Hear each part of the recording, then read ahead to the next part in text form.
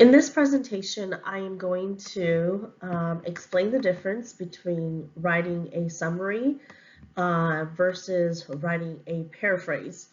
And so we're going to, there's some misconception about the two. Some people tend to think that a summary and a paraphrase mean the same thing. So some of you may have heard your teacher say, oh, write a summary, and you may have heard your teacher say, paraphrase this. And to some of you, they sound like they are synonymous. But the truth is that they are similar in some way. However, they are also different. And so for this assignment and this lecture, it's important to know the differences because on your test, I will ask you to write both a summary and a paraphrase, and I will be looking for very specific things for each one of them. So let's talk a little bit about what makes a summary and a paraphrase similar, what makes them alike, okay? So when you write a summary and a paraphrase, you do always use your own words. So that means that you don't want to write exactly as the author writes. Don't use the author's vocabulary. Try to explain what the author is saying the way you understand it with your own words. When you write a summary or a paraphrase and you use your own words, don't feel pressure to try to use fancy vocabulary or fancy sentence structures. Use simple language, your everyday language that you use when you write a summary and a paraphrase, okay? Another thing that makes the summary and a paraphrase alike or the same is when you write a summary and a paraphrase, you want to make sure that your interpretation of the text, your interpretation of whatever you're summarizing or paraphrasing, it has to mean the same as what the author intended, okay? So when you write a summary and a paraphrase, you are not writing down what your opinion is, okay? You are writing simply exactly what the author is trying to say. So that's really important when you're doing both. So really, these are the only two things that make a summary and a paraphrase the same. So let's look at what makes them different. So when you write a summary is always shorter than the original text, okay? However, for a paraphrase can be longer or shorter than the original text. So it's interesting that a paraphrase can be longer because when you paraphrase, you might explain something and you might be more wordy in the way you explain it. In a summary, the whole purpose of a summary is to shorten or to write something, your understanding of a text that you've read, and you write it in a short, concise manner. So a paraphrase can be longer or shorter, and a summary is typically and always shorter. Another thing that makes a summary and a paraphrase different is that a summary includes only the main ideas. So that means a paraphrase includes the main idea and the supporting detail. So when you summarize, you only summarize the main idea of the text or of the section. When you paraphrase, you include everything, the main idea and the supporting details. This is one of the characteristics of summary and a paraphrase that sets them apart, okay? So it's really, really important you understand what it means to include only the main ideas and what it means to include the main idea and the supporting details. A summary typically covers a large section of a text. So if you were asked to write a summary, you would summarize like maybe a few pages together, or maybe you might summarize a whole chapter, or maybe you might summarize just a section, but it's typically a long, larger section. However, when you paraphrase covers a small section of the text. Typically, when you're asked to paraphrase, you are asked to paraphrase just a paragraph or maybe a couple of paragraphs. You would never be asked to paraphrase like a whole chapter, or you would never be asked to paraphrase like a couple of pages. That would take you really, really long because remember, a paraphrase includes the main idea and the supporting detail. So these are some of the things that make a summary and a paraphrase alike and how they are both different. Now, in this lecture, we're going to focus just on how to write a summary, okay? And so again, as a review, when you write a summary, you use your own words. Your interpretation of the text must be the same as what the author intended. Your summary should always be shorter than the original text. Your summary includes only the main ideas. And then finally, your summary typically covers a large section of the text, usually a few pages, maybe a chapter, or a very long section. So I used the outline that we did from Unit 1 from the article Elements of Culture, and I provided the article and the full outline in Canvas. So if you would like to have those available so you can follow along and see the big picture, feel free to stop the video and do that. I think that would help you see the big picture of how I'm trying to break up the outline to write the summary, okay? So on our outline, we had several sections and we labeled them Roman numeral 1. And if you remember when we did this assignment, we labeled each paragraph A, B, C, D, E, F, G for the main heading, values, and beliefs. And to complete the outline, you had to identify the main idea for each paragraph. So under values and beliefs, these were the main ideas for each of the paragraphs under values and beliefs. Now, to write a summary, because you have created your outline already, it's going to be very easy to write your summary, okay?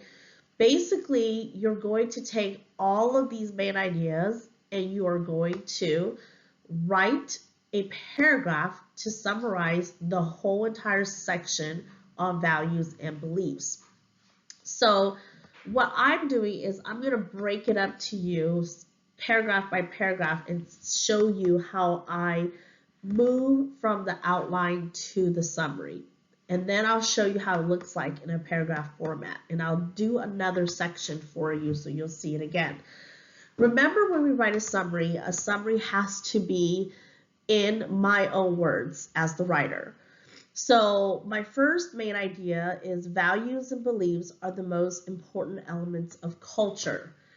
And so when I put that into my own words in my summary, I wrote down, when it comes to one's culture, values and beliefs are critical factors. Now for B and C, I decided in my summary that this works best to combine both main ideas together into a sentence. So for B, values help shape a society. C, living up to a culture's value can be difficult. I combined both of these main ideas, and in my summary, I wrote, while values contribute to the formation of how a society functions, it can be challenging to adhere to them. So I broke it up. It's really one sentence, but I wanted you to see how B correlates with values help shape a society, and in the summary and how I wrote it in my own words, I just said while values contribute the formation of how a society functions, the C says living up to a culture's value can be difficult. I just put in my own words and said it can be challenging to adhere them. They both mean the same thing, but I just put it in my own words. The section on the summary is how I understand what the author is saying. So if we look at D, values portray an ideal culture, but it isn't always that easy. So in the summary, I wrote down in my own words, values also set the standard for what a culture is supposed to be like. However, the reality of a culture is different from the ideal culture. Okay, I was a little bit more wordy in this section here, and that's okay. Societies strive to put values into action through rewards, sanctions, and punishment. I put down rewards, sanctions, and punishments are used to ensure values are enforced in society. Now, notice I use the same words, rewards, sanctions, and punishments, as the outline. When there are very specific vocabulary, you can use those specific vocabulary in your summary, okay? For F, when people go against the society's value, they are punished. So you'll see here, I rewrote this in the summary. It says, so when people do not follow the rules established by the values of the society, these individuals must face the consequences. They're both saying the same thing. I'm just saying it, putting it in my own words. And then finally, G, values also vary from culture to culture. I put my summary is, at the end of the day, values from one culture to another culture can be very different. Now, all I did was I took my outline and I broke it up to show you how I rewrote each of the sentence in my own words. But of course, a summary is always a paragraph format. And so in the next slide here, you'll see that this is the format of a summary for the same section. All I did was I copied and pasted those sentences and I put it into a paragraph format. So if your assignment was to summarize the section on values and beliefs, that page, it was almost a whole page long, okay? But my summary is only a paragraph. So basically, I combined 1, 2, 3, 4, 5, 6. So I combined 7 paragraphs into 7 to 8 paragraphs into about 7 sentences, okay? So my summary now reads as a paragraph, and it says, when it comes to one's culture, values and beliefs are critical factors. While values contribute the formation of how a society functions, it can be challenging to adhere to them. Values also set the standard for what a culture is supposed to be like. However, the reality of a culture is different from the ideal culture. Rewards, sanctions, and punishments are used to ensure values are enforced in society. So when people do not follow the rules established by the values of a society, these individuals must face the consequences. At the end of the day, values from one culture to another culture can be very different. And this right here is a summary, okay? Now, let's try one more. So this is section 2, Roman numeral 2 in the article Elements of Culture. And if you remember, Roman numeral 2 were norms. And so in this section, there were 7 paragraphs, okay? And I'm not going to break it up one sentence at a time for you in this slide, but I want you to see that this is how my summary looks like. And I color-coded them so you can sort of see how which sentence matches up with each with the outline. So my summary here, I color-coded my summary, and then you'll notice there are some sentences that are italicized and bolded in my summary. These sentences do not match any of the main ideas on the outline. However, I added these sentences in here to show you that sometimes in a summary you need sentences to help the flow of the summary and to make sure that your summary is clear, okay? So when you read my summary, you'll see these bolded, italicized sentences as sort of like transitional sentences that connects the ideas together and clarify the ideas of this section in the article, in the text. So when I read the summary, you'll see how these sentences here really helps glue the ideas together. Societies use norms to explain how individuals should act. One type of norm is called formal norms. Formal norms are like rules people must follow, but how much these rules are enforced can differ. There are many examples to show how norms are enforced differently. One example is it is against the law to drink and drive, but drinking is part of the culture. Another type of norm is informal norms. These norms are learned indirectly, and unlike formal norms, they are not official. Norms can also be categorized as mores or folkways. Mores are norms that should not be broken or violated, and when they are, the individual can face great penalties. On the other hand, folkway norms do not have serious consequences. Rather, these norms are informal daily practices based on the culture. Folkways are norms people practice and behave out of habit. Now, so one of the things so let's go back and look at how, if these summaries follow some of the characteristics that I described earlier.